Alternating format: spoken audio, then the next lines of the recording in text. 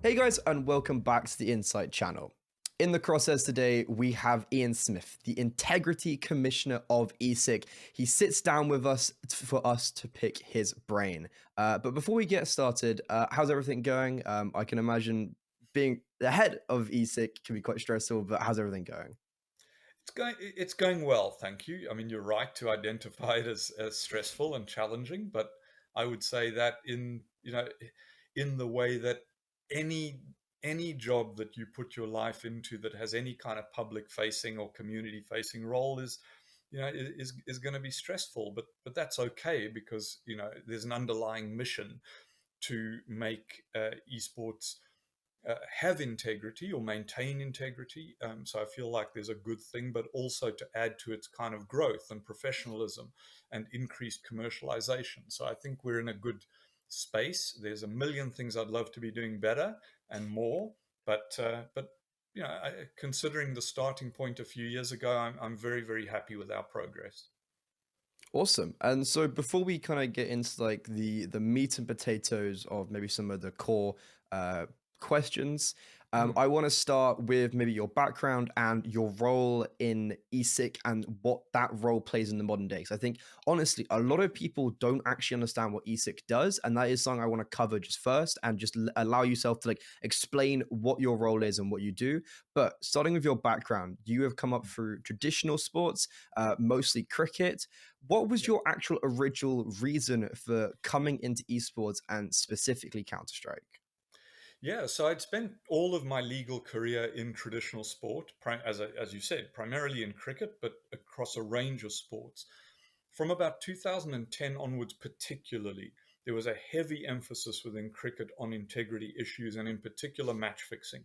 So I've always dealt with disciplinary issues around behavior on the field, off the field, all of this. But we had a series of scandals in cricket back in 2010 that forced me, in a sense, to become an expert in an area where I had some interest, but no, like genuine deep dive expertise. And that was the relationship between betting on cricket in this instance, or betting on sport and the sport itself. What is that relationship, and how does it serve or undermine the sport, depending on how you look at it. And interestingly, I worked for the Federation of International Cricketers Associations up until the World Cup in Australia 2015. And for anybody who knows cricket would probably understand that was a very turbulent period politically within cricket for a bunch of reasons that aren't worth reciting, but effectively made me decide to get out of my role as it was at the time. And I wasn't twiddling my thumbs. I had a range of consultancies, but weirdly, out of the blue, through a friend who is involved in the sponsorship side of esports, called me up one day and said, "Hey, we're having a problem reconciling the profile and numbers of esport with the lack of interest from top line sponsors." And that may sound like a weird intro, but the connection is really obvious once you think about it. And this revolved around the acquisition of ESL by the Modern Times Group in Scandinavia when they bought that. And they were in the process of acquiring DreamHack, which was their second esports acquisition, which was obviously a lot smaller than ESL. But what they found with ESL is that you had these giant numbers. I mean, going back at that time, 2015, I think ESL Play and ESEA had about 5.8 million active users. And that, in any sport, that kind of number is mind blowing. And so you had this demographic that looked incredible. And in any traditional sport, that demographic would have meant that 30 to 40% of your sponsorship portfolio would have been big non-endemics, like absolute top tier. Your Visas, Mastercards, Amexes, your Emirates, your Honda, your Toyota, you know what I mean? Like Panasonic, really, really high level. But what esports had, to the dismay of the commercial guys at MTG, was 3 to 4% non-endemics and more or less all second tier. To give an example, instead of having Pepsi, they had Mountain Dew. And you know what I mean? There was all these kind of sub brands. People were starting to look seriously, but none of the big boys were prepared to commit any kind of serious commitment to esport in those days. And one of the reasons, there were multiple reasons for that, but one of the reasons that came through this investigation was the lack of regulation, the lack of professionalism, the lack of governance in the esports space. In other words, the big brands were not prepared to put their brands at risk in an area that they used to regularly describe, you've probably heard it as the Wild West. There was this consideration that putting a 100-year-old high-value brand like Coca-Cola into a risky environment like esports would be suicidal. And so the money was just nowhere near, and the interest nowhere near what it should have been. And so that was a cue for me to be engaged initially by MTV to do a sort of governance integrity audit of the esports industry. And I would say I was twiddling my thumbs, but I certainly had capacity for that kind of thing. And I found it really interesting because prior to that, I've been a gamer all my life. Since long before you were born, I was playing, Asteroids and Xevious and Ms. Pac-Man and all this in arcades in the 1970s. But I've never been a competitive gamer. All the way through every console you can imagine, PC, I've reluctantly played against other people occasionally because I'm too slow and old and, the whole thing. But I loved gaming, and I thought I knew what esports was, but I was wildly wrong. I mean, in my head, I thought it was the odd FIFA competition online between a couple of people. And so all the games that were being thrown at me in the discussion about this were things like Counter-Strike, League of Legends, Dota 2. None of this meant anything to me. But fortunately, MTG were prepared to give me a couple of months, so it was a 3-month period towards the end of 2015, to dig into what esports was. I was lucky enough to go to the major, the Dota major in Frankfurt and various other events, and did a really deep dive into the industry. Of course, even now, 2023, I'm still learning. But that allowed me to kind of realize or work out that this was not an industry like traditional sport, that the word esports was, and I still believe this, is an unfortunate name, because it gives you this idea that it works like traditional sport, and it doesn't. And so I was looking at a very strange industry, but there's always an aha moment when you kind of get it. There's a bit like the old magic eye pictures. You stare at them and blur your eyes and you can't see anything. And suddenly it comes into focus and you can see the dolphins and the sky. And I had that moment back in sort of October, November 2015. And as a result, I was able to draft an integrity threat assessment, which basically identified things that I think will be obvious to anyone in the community, because there's cheating to win and there's cheating to lose. And the cheating to win stuff, everybody would know about at that time and still know about. So that would be your basic software hacks, your aimbots, your wall hacks, the usual cheating by just bringing in alien software to give you an advantage over your opponents. This is long before there was stream sniping or that kind of cheating, other ways of cheating. Then there was doping, which I'd have to say was very much around rumors because it overlapped with that Cloud9 interview going back to 2015. Very, very unfortunate set of circumstances. And we can talk about more about doping if you want to later. But and the other was the basic DDoS attack, kind of online interference. But what existed then in terms of the cheating to lose was the iBuyPower scandal exposed by Richard Lewis and the work that Richard did on that, and then the sort of allied Epsilon case and various others, where you were talking about match fixing for really Mickey Mouse amounts, primarily on the skins betting markets. And skins was a total revelation to me. I mean, bear in mind that at this point, I'd been buried in sports betting for 6 or 7 years at that point. And suddenly I see this entire betting market that nobody in the traditional betting world even knew existed. It was mind-boggling. to find this totally unregulated, just insane environment, high value environment of skins betting.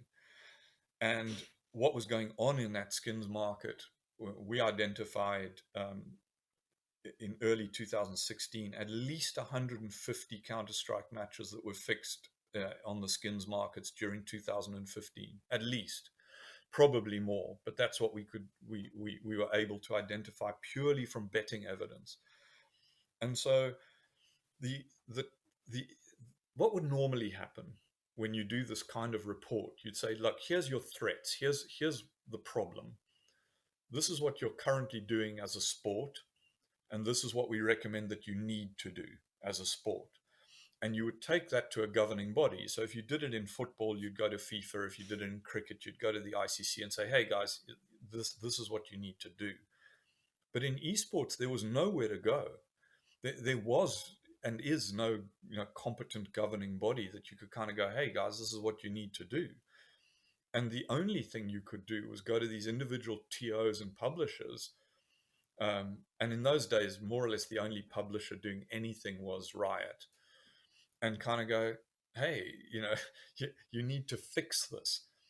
And I never thought that was a satisfactory solution. So the idea was floated by MTG executives saying, well, we need to involve other TOs. This can't just be an ESL DreamHack thing. We need the community, everybody to get involved. And that was what led to the setting up of the Esports Integrity Coalition, as it was then. And I didn't think I'd be involved in this, right? I thought I'd be handing this over to somebody in esports and I would go back to my comfortable world of traditional sport. But then I was asked to set it up. And again, I thought, okay, fine, I'll set it up and then hand it to somebody in esports. But here I am, approaching 8 years later, still doing it for a lot of reasons. The main one being that I really enjoy, I like the esports community. I wouldn't go as far as saying, there's some games I love. I like watching Counter-Strike. I love Rainbow Six. I think it's an amazing game. I'm pretty fond of Valorant. As you can tell, the type of game I'm after, right, is that I can't watch Dota or League because you've got to play that for 500 hours before you can watch it at any reasonable level, in my view. So I can't, I get the meta, but I can't watch those games. But that it's not the fact that I like the games, it's that the community itself, broadly speaking, is a wonderfully innovative community that moves very, very quickly, that is welcoming as well. It's a nice environment, particularly if you've worked in traditional sport where things are very stodgy.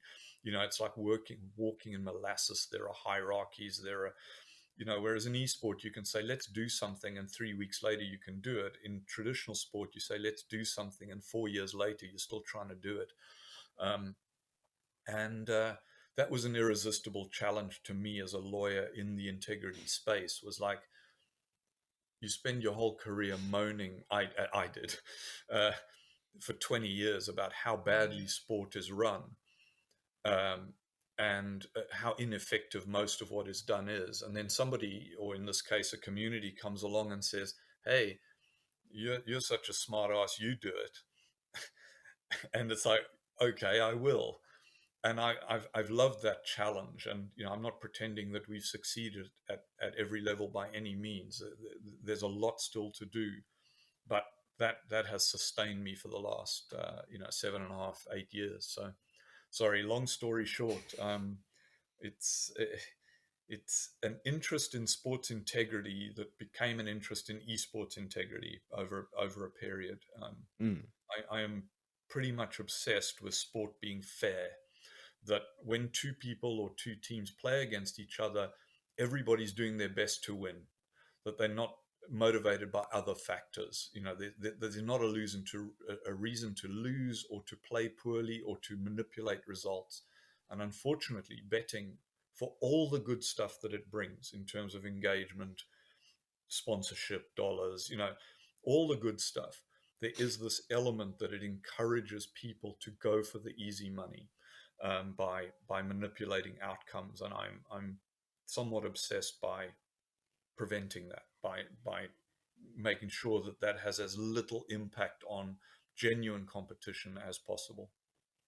Yeah, and something that I want to talk about later is just like how you'd actually prevent that. Yeah, But firstly, yeah, absolute Wild West. 2015, honestly, 2015 wouldn't have even be the wildest of the West. It was still no, much worse before.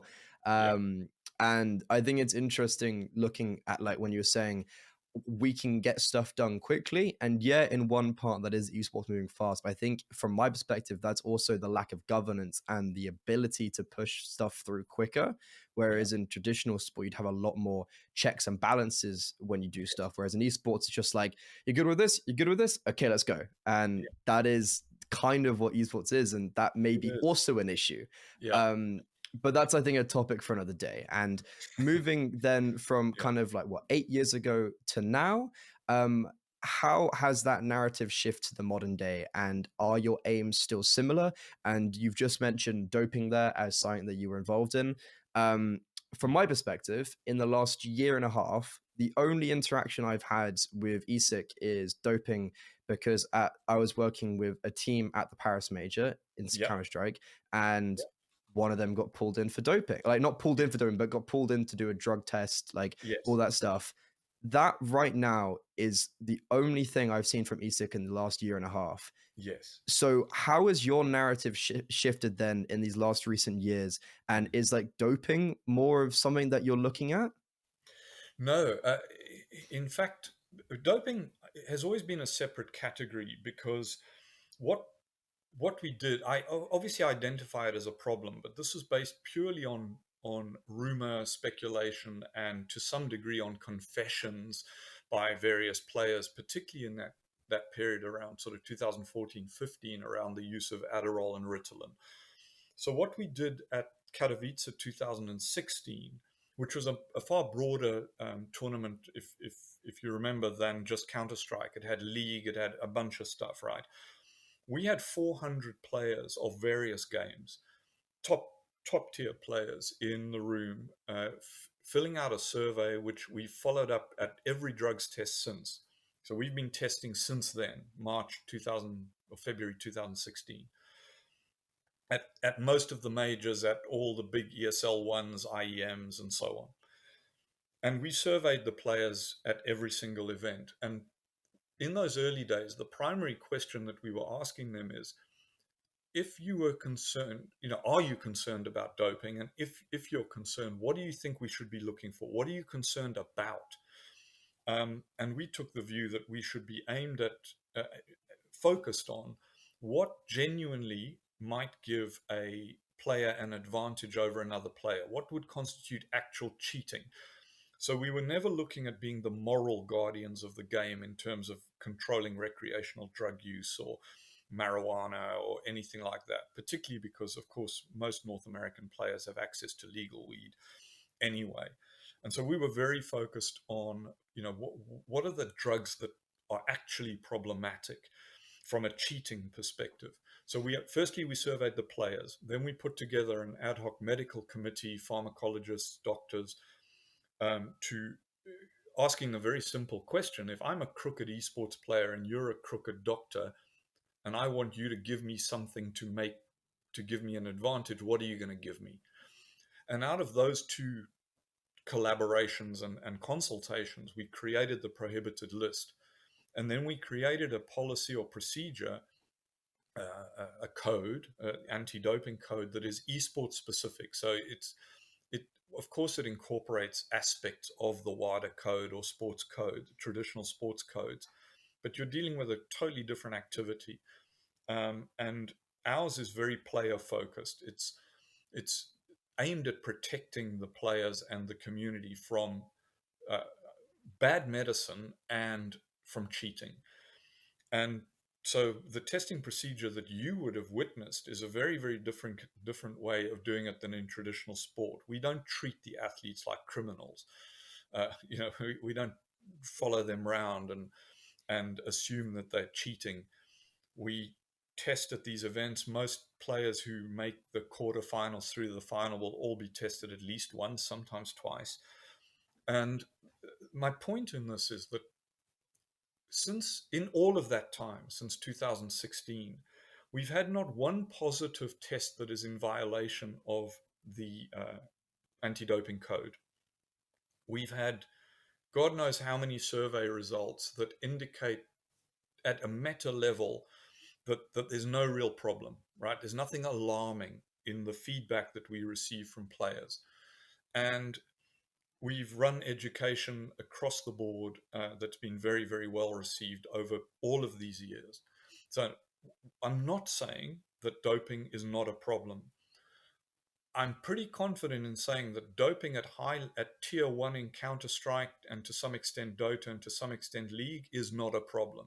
The only issue we've ever had is a few players getting a little bit close to the allowable level of substances like MDMA, where they've been out clubbing, in particular used ecstasy, say, the night before an event. I mean, you're talking about young men, right? They can be dumb as shit sometimes. And this is what we've encountered. And then we respond to that in a way that is about the athlete's health and the jeopardy they're putting themselves in. I mean, in one case, a couple of players were literally micromoles away from a 2-year ban for doing something as stupid as popping a pill in a club the night before. And these are, tier 1 famous players. And that's just stupid, right? We all recognize that. So we deal with that with the players and then with the team ownership, management in a quiet way, because, we want what's best for everybody. It's not best for esports for these players to be exposed and banned for something that actually had no impact on the game they played, but is a lifestyle issue that they need to address if they want a long, healthy career, because they came bloody close to not having one. But what we don't know, and this is my area of concern, is that outside of Blast and ESL, or EFG as it is now, nobody's testing, right? That to me is dangerous, and I'll tell you why. I mean, I think there are two reasons. Firstly, in certain game communities, and I hesitate to highlight any one in particular, but the rumors are most rife, and these are heavy rumors. This isn't vague speculation by nobodies. This is like from the top down. Call of Duty is, according to its own professional players, riddled in Adderall and Ritalin. That they're popping it like Smarties. Now, of course, Activision, as far as I'm aware, I'm pretty confident in this, have never actually tested this. They've not done anything in the Call of Duty League or any level below that. We can extend that to more or less every other game community, is that we can be confident that at tier 1 Counter-Strike and major level Dota and LEC, LCS level League, that those guys aren't dope. I'm reasonably confident. Certainly not in competition. But everything else, we genuinely have no idea, and neither does anyone else, except the guys taking the drugs or supplying them. And so second tier, third tier, and the top tier of every other game, we don't know. So my view is that the industry is not doing enough on the anti-doping front to really counter the threat of it. That the efforts we're making are helpful within certain game communities, but they're by no means the answer. In my view, a lot more needs to be done just to reassure the industry, the community, that these guys aren't cheating, that people aren't gaming. The fact that doping control is so lax in everything below the level of what ESIC is doing. Yeah, and I think that's kind of the biggest issue of, like, it comes to a stage where there's only so much of your, like, sphere of influence can target. Yeah. And yeah, I've heard some It's bad also stuff. very expensive. You know, Yes. you have to bear in mind, Freddie, sorry, that the cost of testing is high. You know, to test at an event like, let's say, IEM Cologne, is in the region of 7,000-8,000 euros. It's not cheap. And you can't, out of competition testing, of course, of going to, say, a team house or a player's house to test him out of competition is, of course, you're looking at 600-700 euros per test. So, you know, who's going to pay for this, right? This in an industry that is always struggling commercially. So you've got to be practical as well as not. So, but you would think that the big leagues, in particular the Activision Blizzard leagues, who, you know, aside from Riot and then possibly Rainbow Six, Ubisoft run leagues, are those publisher run leagues could afford to test, but they don't. And and that's, you know, in my view, there's there's no interest in the publisher to expose the primary players of its primary product as drugs cheats. Where's their incentive to do that, right? Yeah. Okay, perfect. So I kind of see that as like the intro phase to now some of like the case by case things I want to cover that Sure. ESIC have like looked at over in Counter-Strike over the years. Yeah. And I feel like it's only right starting at the NA match fixing scandal because Mhm. today is the 2-year anniversary of the last update on the Yeah. NA match fixing investigation. Yes. Um, and it was this time 2 years ago that some people did get banned, but I That's think it right. was like 3 in total. One Yep. of them's back playing on a top team, and yeah, so there was and those bans were pretty much because TeamSpeak logs were on Twitter, and it was like we cannot Yes. not ban these guys. Yep. In that investigation, you stated that 34 people were being investigated. Yes. Um, and I have good source that you were also investigating over 100 people at this time as well, and there was like hundreds of investigation, Yep. and the whole NA Counter-Strike scene was thrown up in fire with Yep. you guys, the Canadian police, the FBI. Yep. What happened? What happened was, well, a bunch of things. So I'll try and kind of pull them all together. But basically, what it comes down to is credible evidence. So the the allegations that we received, I believe, absolutely justified um, an investigation across a range of fronts. I mean, you know, you got to understand that across the original, I'm trying to remember the number, but I think you're right. I think it was 34 um, players, was predicated on the betting evidence that we received being verified by the betting operators themselves, who could say, firstly, yes, these bets were placed, um, but also, much more importantly, by who, from what region. So, in other words, we need more granular client information from the betting operators to tell us, to enable us to connect the players to the people placing the bets. So let me step back. There are generally three phases to this. Generally, you get an indication of betting activity that indicates a fix. Okay, and we had a lot of that. A lot of betting that indicated that the outcome was known before the bet was placed or when the bet was placed, that it had been bought somehow, that it had been arranged. And this happens all the time, as you can imagine. We get a lot of this evidence. Yeah. That is what triggers, if it's credible, that's what triggers an investigation. What you then do, generally as a first step, is look at the match action to see if the players played in a way that appears to favor the bad betting. The So you, for example, if it looks like the fix was that the favorites in a best of three were going to drop map two, they were going to lose map two.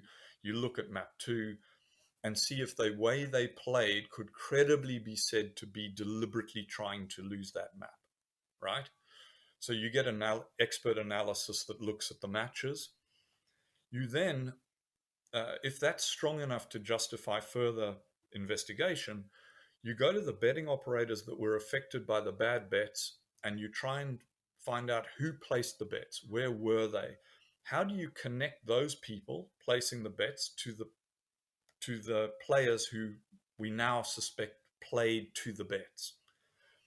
And so you're right. I mean, of the cases that we were able to prosecute, we had other direct evidence.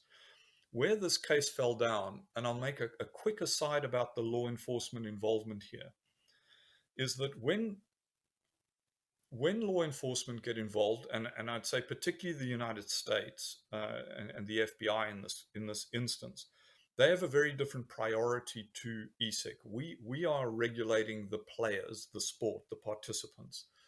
What they are primarily interested in is finding out which betting operators were offering markets illegally to United States residents and citizens.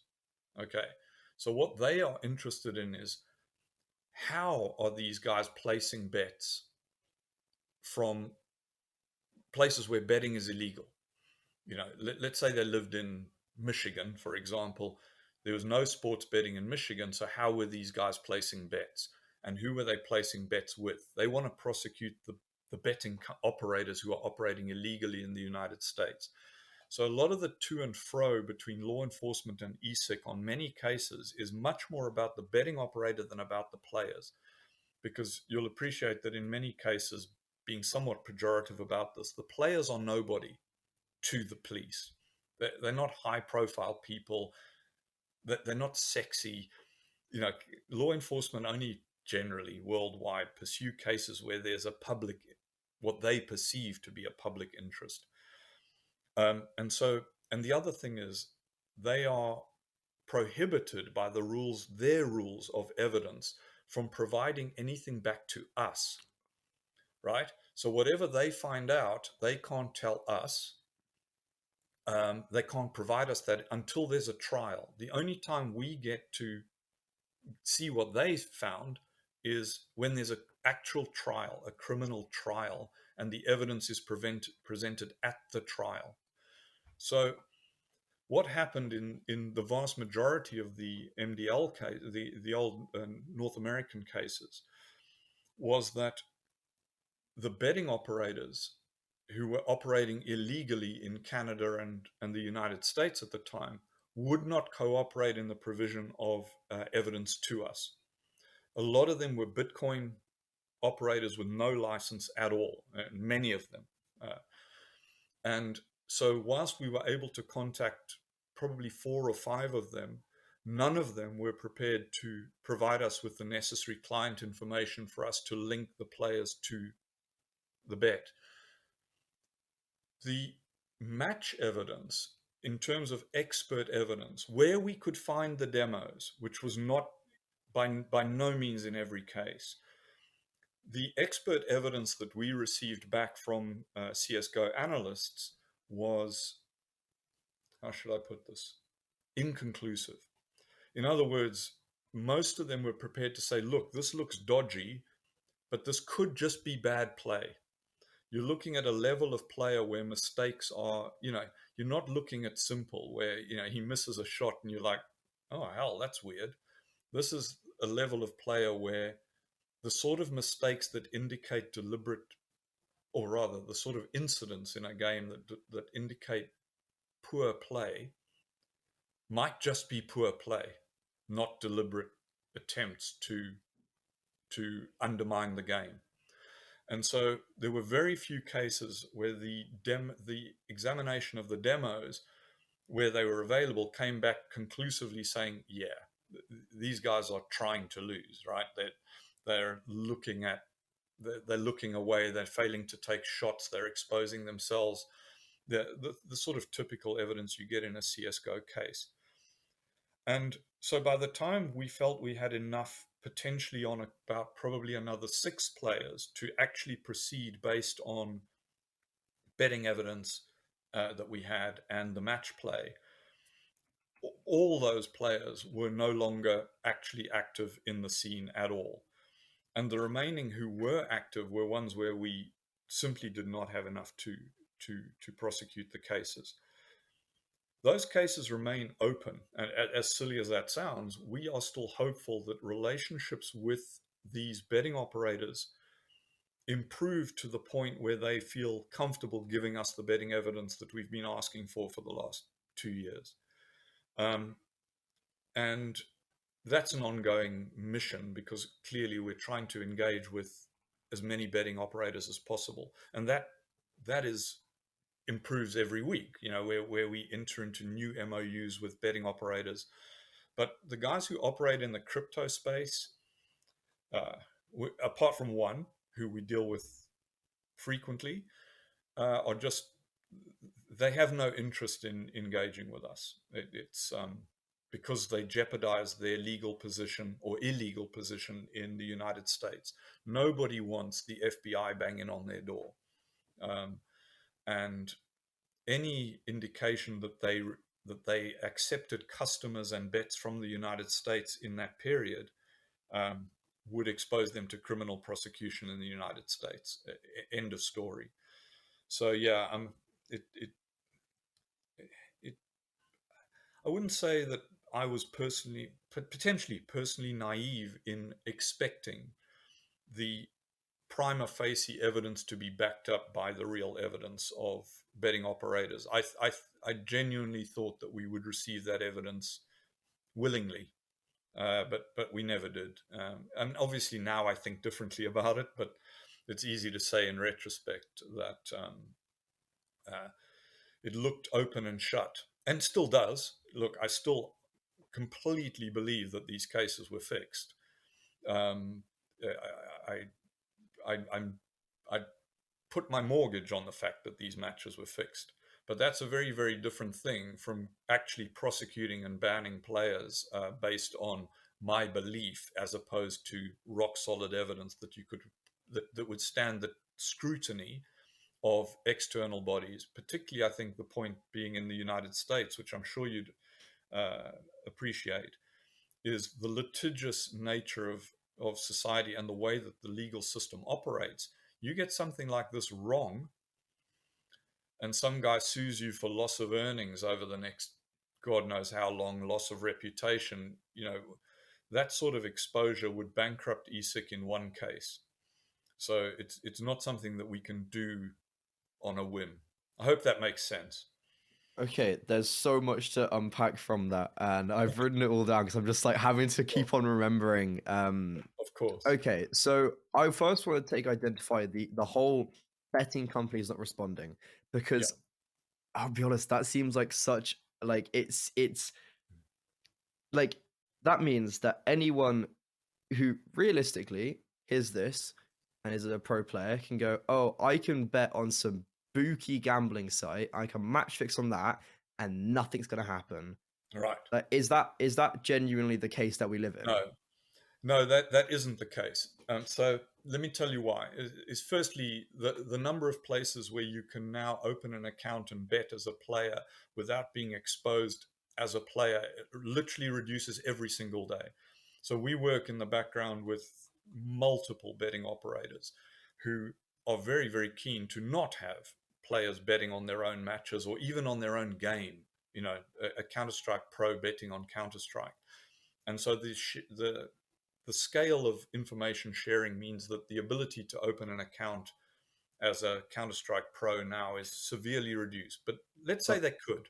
I was going to say, I'm not talking about like the Betways, 365. I'm talking about those Bitcoin, the Ethereum, the like underground stuff, which you have found the issues with in this case. That's what I'm more talking about. No, I understand that. But that's also a realm that we're working in, because most of these sites may start off in that dodgy world, but they all have the aspiration to kind of legitimize themselves over time, because that's how you make more money.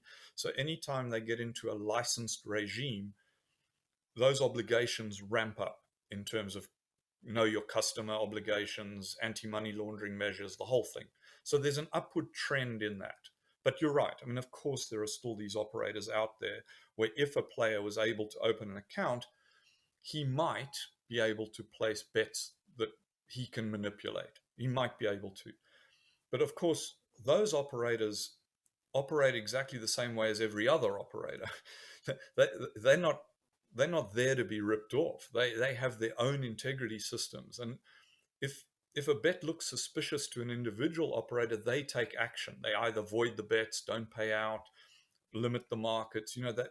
So it's not like there's this free for all available out there, like some sort of money machine, because those guys have their own integrity procedures and operations.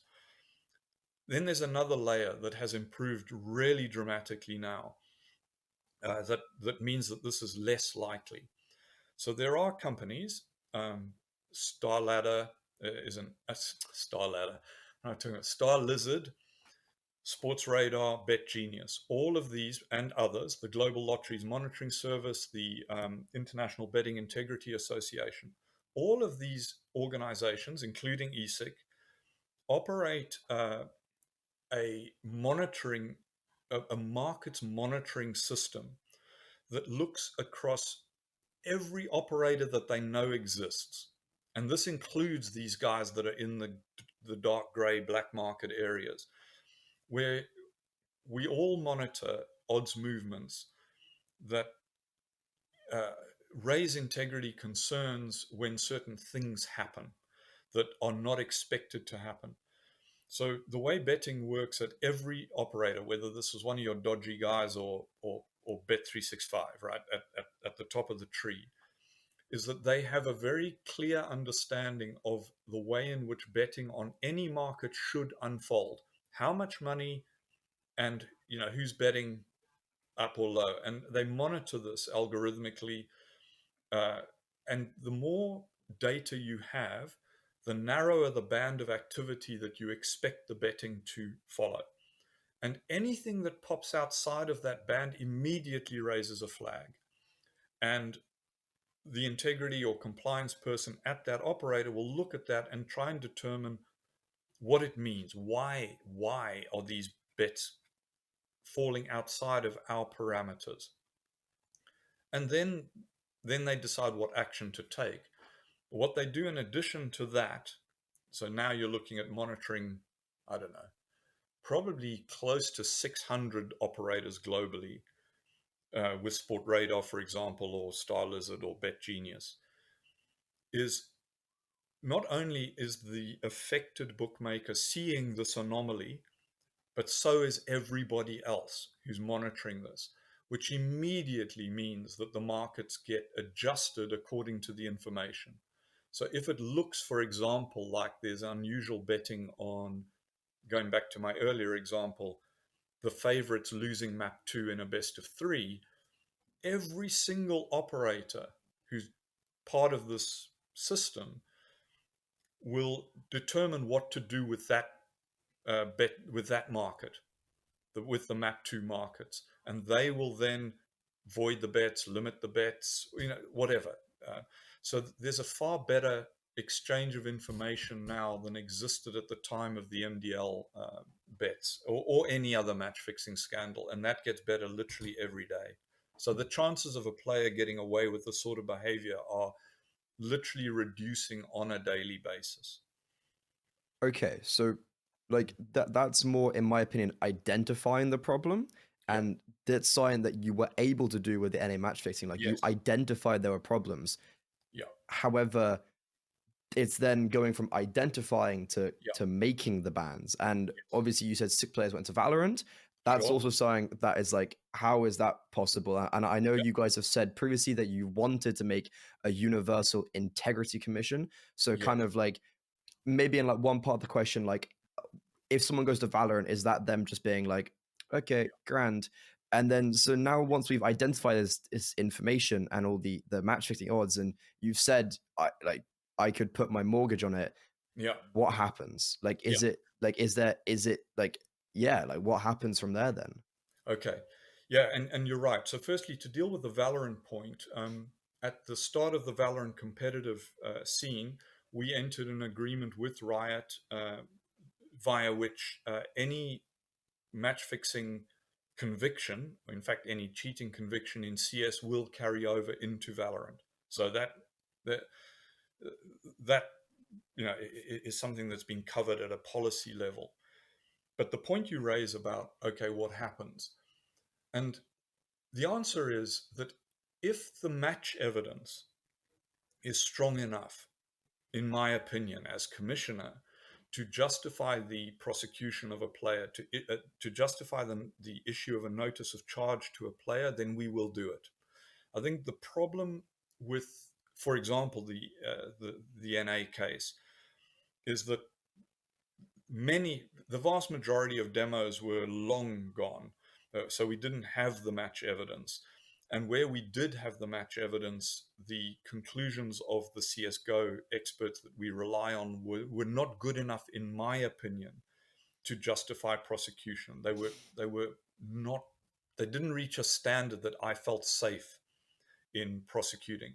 But in many cases, the examination of the demo by experts does give me enough confidence to issue a notice of charge, to say, yes, this was match fixing. So even if we're in a situation where we can't get evidence directly from the betting operator, as I've described, I still have confidence enough to prosecute.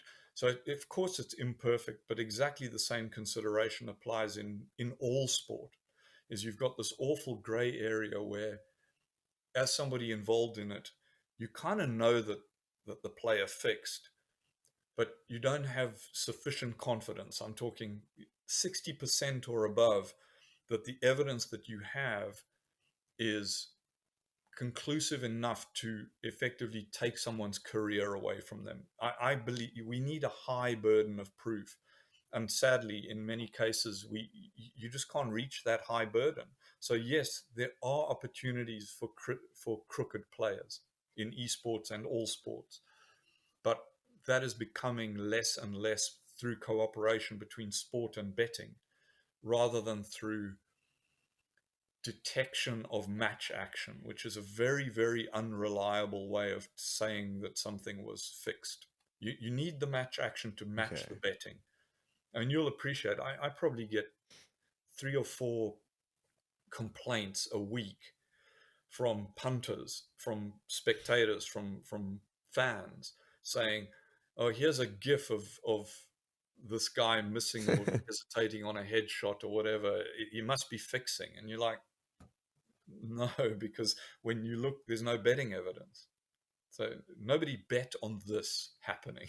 So it's not fixing, it's just bad play. Yeah. And another thing on that stuff is that you know, as a caster, how good these guys are.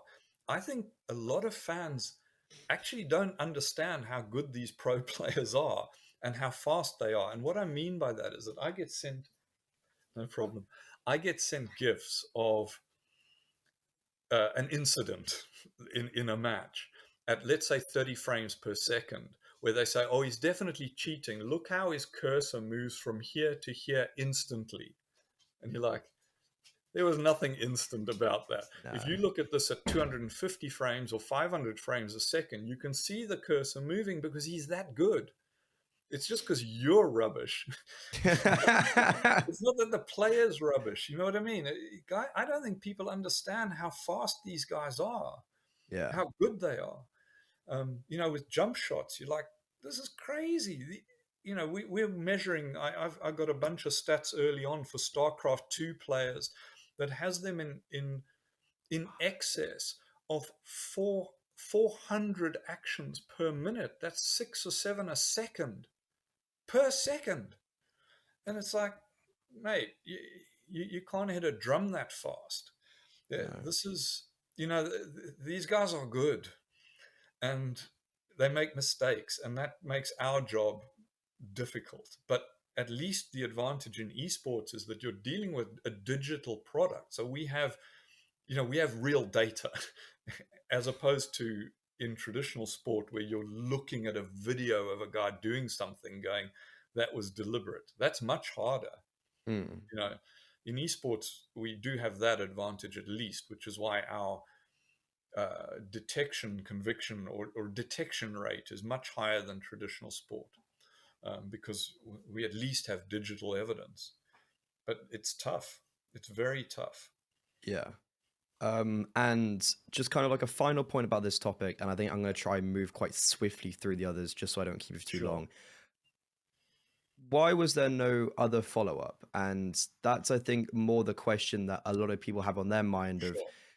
what Oh, I appreciate that. what Look, why are we at like the 2-year anniversary and we haven't heard anything about those 34 people?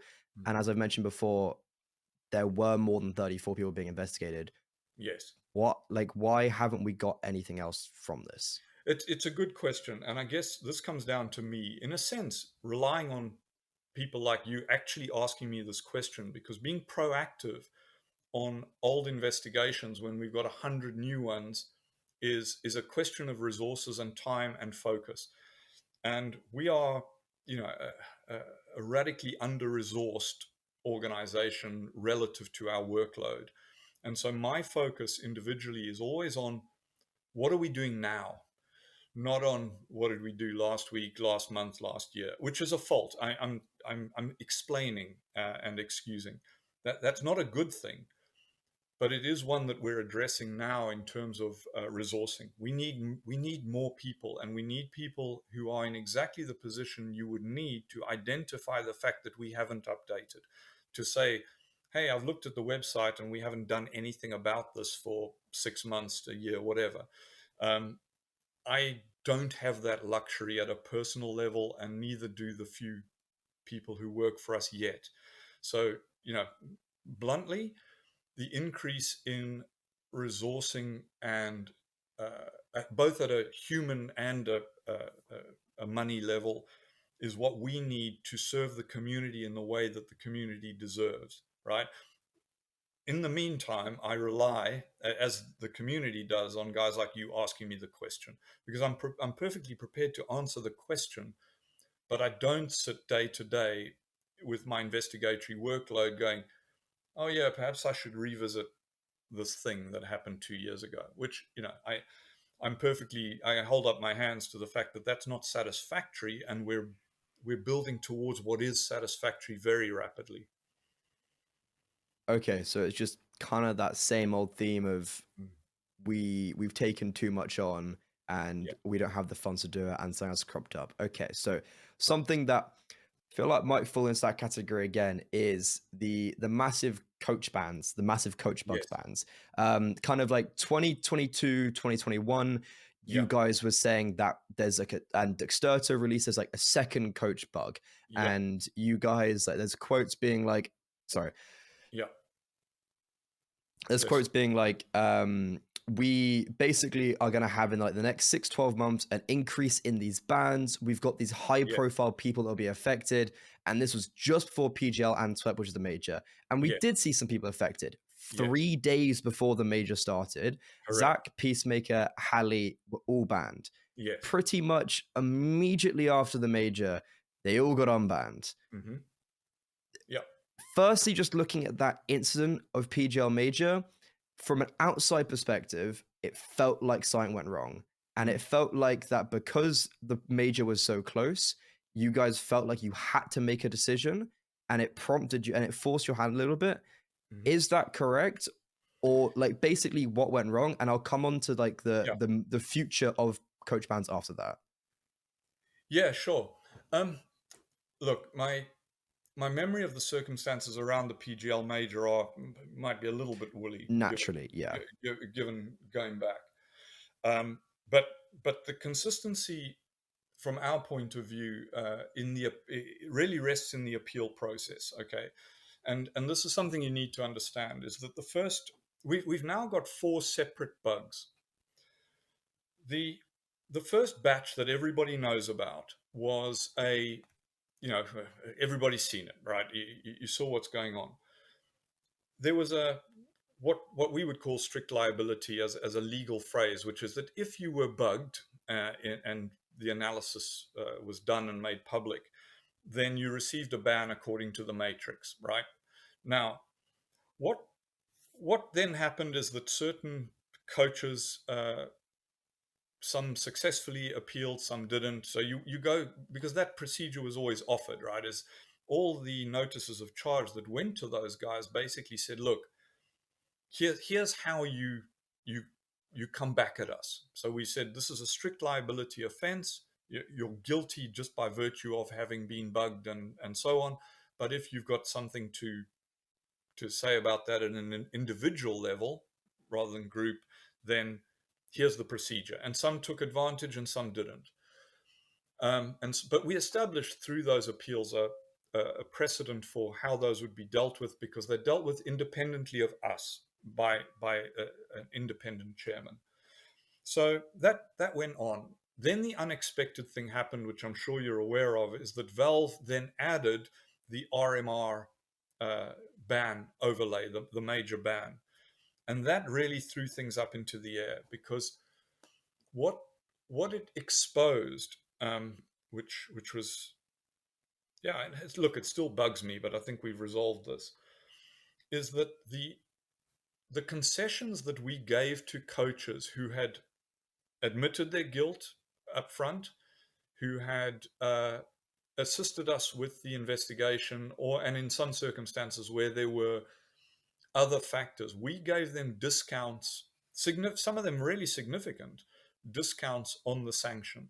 So we said, this is how many demerit points you get, and we've applied 25% here, 25%, for these various categories. Valve didn't recognize those discounts at all.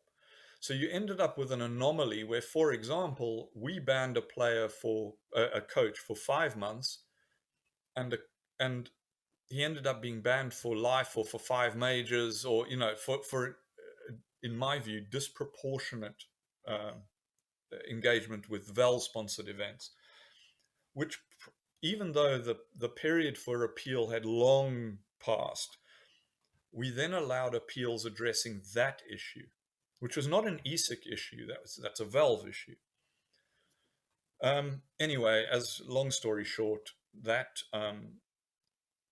what came up in the evidence that then emerged from the second batch of the original coach bug, and then the 3 new bugs that appeared since, was we needed to think not just about what the right thing to do for ESIC, in terms of consistent with that first batch, but now what's Valve going to do? And so rather than putting out a whole bunch of results, we wanted to be damn sure that we were on the same page as Valve. And that was and is a long and difficult discussion that was only bottomed out, I would say, finally by the time of the Rio Major, because obviously COVID hit in the meantime.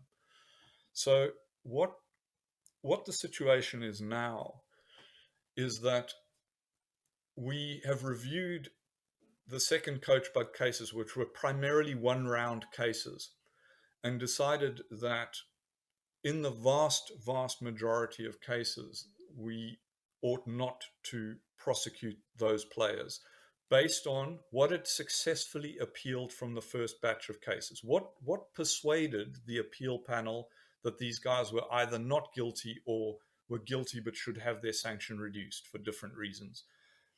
And when you look at the new cases in light of those appeals, you come to a different result. Now, all of these cases, not all of them, many of these cases are still live. We've resolved the issue with Valve to the point where we agree. And then there's the but, which you raised initially, which is the PGL major case, is in light of the Valve ban, it was untenable for those guys to go to the major when a significant number of coaches had already been banned by Valve from the major for exactly the same offense, right? So that we were, and I say under pressure because it was a factor, but it wasn't a determining factor. When you've got a whole bunch of guys saying, well, I've served my ESIC ban, but I'm not allowed to coach at this major. These guys who did exactly the same thing as me are coaching at the major, and that's not right. And there was a lot of background stuff going on between ESIC, Valve, PGL, and everybody else that meant those those notices of charge and prosecutions went out in advance of the major for exactly that reason of equity and fairness with the first batch. Those guys then, of course, as you said, appealed those decisions based on the same criteria as had previously succeeded, and were able to persuade the appeal the appeal chairman of the merits of their appeal, and we've seen the results of those. So it was procedurally correct, just phenomenally unfortunate in terms of timing, that the evidence from the second batch under which those guys were prosecuted came out so damn close to the major. I mean, look, it was, sorry, I set my dog out, regrettable and unfortunate in terms of timing, but there was very little that we could do about that. It's just the way that, when the evidence came forward and what was possible to do. Okay. And then, so are we, now that you've actually come on terms with Valve, Yeah. and you've got all these like hundreds of thousands of cases to still be reviewed? Thousands, but yeah, close to 100. Yeah. Like, are we gonna see a mass ban, or is it going to be more gradual? Like, what is the aim for the future now with this? Because it feels like there is still stuff going on, but we haven't heard anything. And that's kind of, I think, what like the communities that were like, okay, it feels like something's going on, but what is it? Yeah. Okay. We're going to treat each of the bugs separately. So the second batch of the first bug, let's call it that, there's a greatly reduced number of actual prosecutions going to happen, and those will only be for one round or more, or for more than one round, because those have all, I think they have all now been reviewed. Yeah, they have. I did a review. It's a lot running through each of those. Has anyone? And then we have two more. Yeah, I mean, it's literally a game by game. Has anyone been banned? Of the one rounders, no, but of others who were more than one round, there will be bans. They are not banned yet, but they will be banned. So there are coaches right now playing coaching competitive Counter-Strike that are going to be reviewed and be banned. Yes, there are a very, very few who I would, that you would describe as active employed guys above sort of tier 3. But yes, there are guys who will be banned.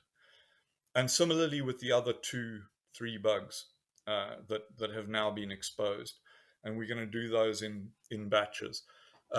One that we described in our last press release is a serious case, because it indicates, not only indicates, it was a case of actually cheating.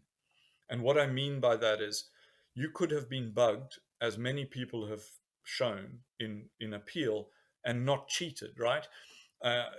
Either because the bug itself was facing somewhere that wasn't particularly useful, or because as coach you didn't pass on any information as a result of what you could see. Many coaches, as I'm sure you know, will actually, during a competitive match, not even be at their computer. They might be behind the players or whatever. But there's all sorts of circumstances that mean that bugged doesn't equal cheat, right? There's a lot of cases which Valve accepts, right? And they've accepted that evidence in a significant number of cases. In what I tend to refer to as the director's bug. So the one that you can move around and look at whatever you want to look at, as opposed to a fixed camera position. That was used to cheat. And it's obviously direct evidence of coaches literally following gameplay using the bug to cheat. That is cheating. That's a far more serious offense that we're having to deal with as a cheating offense, one by one, based on individual match evidence. And that's time intensive. Of course, those guys will be banned unless they are successfully able to provide some kind of defense, which it's actually hard to imagine what they might say, but they will, of course, be given that opportunity. And the other bug is similar to the original coach bug and will be treated in the same way with the matrix that we've had to adjust because of the Valve issue. And all that really means is that Valve won't take account of any discount that is offered for post cheating, post bug activity, a plea of guilty, assistance with the investigation, any of those sort of discounts. Valve have no interest in. All Valve have an interest in, and I'm on the same page as them, is what's the demerit points? What's the consequence of how many rounds and how many matches and how many rounds were you bugged, and did you exploit the bug? Those, but you can imagine the scale of this. Oh yeah. Over 100 coaches, and I honestly can't even tell you how many matches. Hundreds of matches that we have had to analyze in this case. But that is, apart from one batch, now all done. So I'm hoping, and I'm not going to give you a timeline because I keep catching myself out on this, but I would say soon that we intend to start issuing those charges on a batch by batch basis. Okay. That's wow. That's a big hit of information, I will say. But yeah, I think I'm going to try round this out because I'm very conscious of taking up too much of your time. Yeah. So just as a final question before I kind of conclude us, every now and again we see something happen with in the NA scene. Dust2 US revealed an article. Piggy Kiki, the NA Gold, the EG Gold women's player, was accused of cheating, and fairly substantial evidence. Nothing got investigated, and these are like maybe at some stage like lower levels. And a very specific scene that happened last weekend in the UK scene, in our biggest open qualifier, was stream sniping. The team got removed from the qualifier, and that was literally it. They are playing in a tournament tomorrow again, and they stream I wasn't sniped. aware of that. Oh yeah, so like so my like kind of leading question is these smaller things of like, you're focusing on these big top tier stuff. What about this, like maybe like regional, like the Piggy Kiki scene with her being like, like she's got a banned account on Face It, and then this like guy, the team being removed because of stream sniping. Like, how would you deal with maybe these like smaller situations? Yeah, I mean, obviously I've dealt with quite a lot of stream sniping cases historically, and we have policies on this. But to take a step above this kind of activity it's essential for us from a jurisdictional point of view for the tournament organizer to either be a member of ESIC so that our policy actually applies, so that the anti-corruption code applies to the competition, or the TO has to request our assistance in dealing with the thing and give us jurisdiction. Because otherwise it's, we have some ability to put out what we call a recommendation order, which is basically a public statement saying, this happened. We recommend that you don't invite this team or allow them to play in your events. But we can't, because our policy didn't apply to the event, there's nothing we can do. That's one part of the problem. So the more TOs and publishers that become members of ESIC, the wider our jurisdiction grows. I mean, that's the whole point, is that ideally you want jurisdiction over all esports events, because then we can be consistent in our actions. But until these TOs and publishers see the value of joining ESIC, then whatever happens in their events is not something that we have any kind of direct control over. That's part of the problem. But the other problem is the flow of information to us, because of course I would seek to take action in a stream sniping case. At the very least, issue a recommendation order.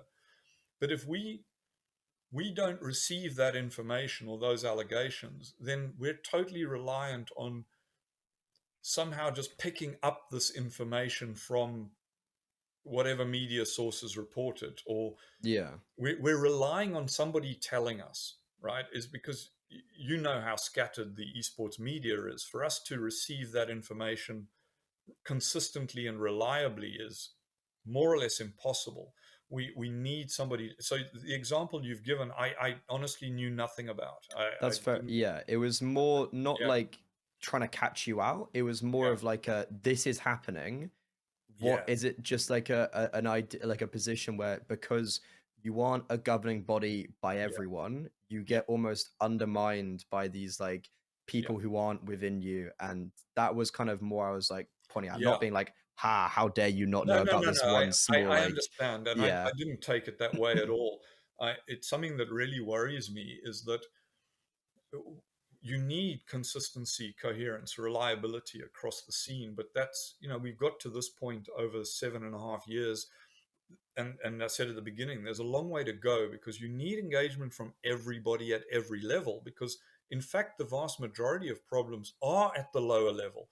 Yet, you're not going to get a problem at Katowice. You're not going to get a problem in Cologne. You're not going to get a problem at the Paris Major. You'd be stunned if something like Mm, that happened.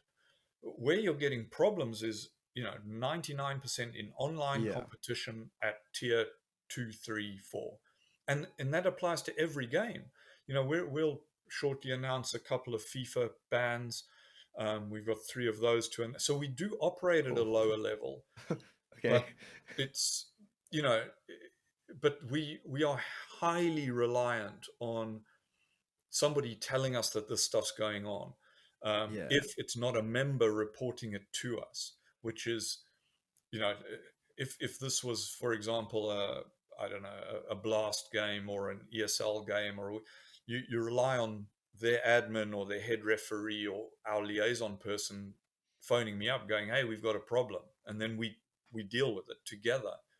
But relying on uh, uh, spotting a media report is it doesn't work. So Yeah, the more people exactly. telling us about these things, the better. Honestly, and uh, and letting us know, because if we can, of course, we'll deal with them. Yeah. Okay. And just so Mm. I think I think I'll end it off here. Like I could honestly talk to you for hours, and I'd love Cool. to honestly I'd love to have this again in like 6 months and just like Yeah. sit down and talk to you again. Because I feel like there's so much stuff that I could talk to you about. Because I feel like There's a and lot happening. I'd love to tell you yeah, about, in terms of the big picture, structure, resources that are changing dramatically over the next 6 months. is there For anything you can a share bunch of within that reasons, then? but yeah. Yeah. Is there anything you can share then? No, not yet. I mean, yeah, let's talk at the end of the year, because I Okay, think you'll be surprised by what's happening. so Everything structure within everything ESIC. comes down to resources.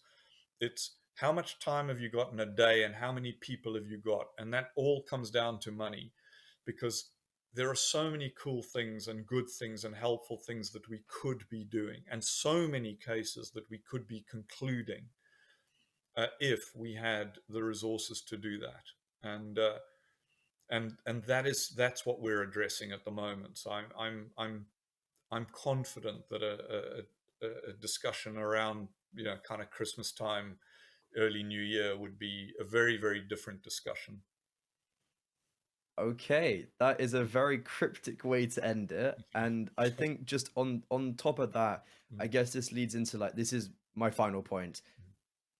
Lack of communication. And I think that's been the real issue for people Yeah. is all of these cases of kind of like up in the air and ESIC has just disappeared Mm. in like it's unfair to say, but Well, no, a I lot of understand. people, Yeah. yeah, like a lot of people are just like a lot of people wouldn't know what ESIC is Mm. because of the lack of communication, and they'd only know them at this.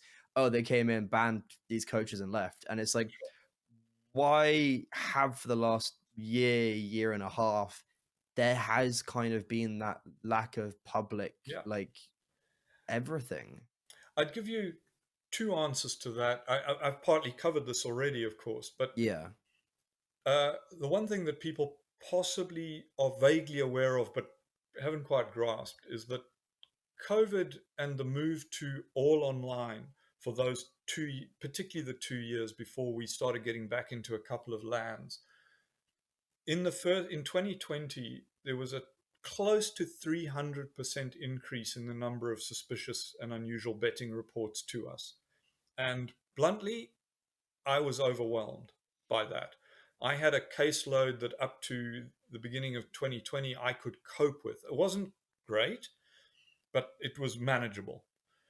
I think at that point I had 46 outstanding investigations, which I know sounds like a lot, but it's a lot. But it was manageable. I had a timeline. By the end of 2020, we had 126. That is not manageable. Oh, okay. And that was a further 106 in 2021. And then 2022 reduced to about another 100. So it's reducing, which is great. But that exponential effect of COVID was basically overwhelmed me as the primary investigator, and then us as an organization, just from a resources point of view. Recovering from that has been difficult. So we had to prioritize. And one of the things that definitely slacked off was proactive communication, which is, of course, something that I'm now trying to address going forward, because it's not ideal. And I'm obviously conscious that our reputation amongst the casual, unengaged community declined as a result. And I understand that. And we're addressing that. So yeah, it's a question of kind of what happened and understanding that, and then us climbing out from under the overwhelm as an organization, coming up for air and being able to actually look at some planning. Engaging with our bigger members, particularly EFG, have been massively helpful over the last 6 months. Blast, the engagement with the top end has given us some breathing space, and we're very grateful for their continued support, because otherwise, honestly, there would be nothing. So yeah, acknowledging the need to improve in this area 100%, but we are and will over the course of the next months. But yeah, and in a sense, it's of course an excuse, but I'd like to think of it as an explanation. If people understood the effect of COVID on the broad esports scene, beyond their game community, they'd realize that it was unprecedented. The way COVID was unprecedented for all of us, but it had a gigantic impact on us that we're still trying to recover from. Okay. Wow, that was a very insightful interview, and it's been an absolute pleasure talking to you, Ian. I cannot wait to see what more ESIC has to do, and I'm very keen now. You were saying science changing at the end of the year. That has made me very like it's just plucked something in my brain. I'm very inquisitive now as to what's happening. But you'll see a lot of stuff, and I'll be very happy to talk about it. So of course there'll be releases when individual aspects of what we're doing happen, but I think that there's a big picture that'd be well worth talking about in a few months. Okay, that is a big picture I will make sure I contact you about, but I don't want to keep you too long. And without further ado, thank you so much for joining me. It's been an absolute pleasure. And for everyone, thank you so much. And we'll make sure to see you next week for another interview on the Insite channel.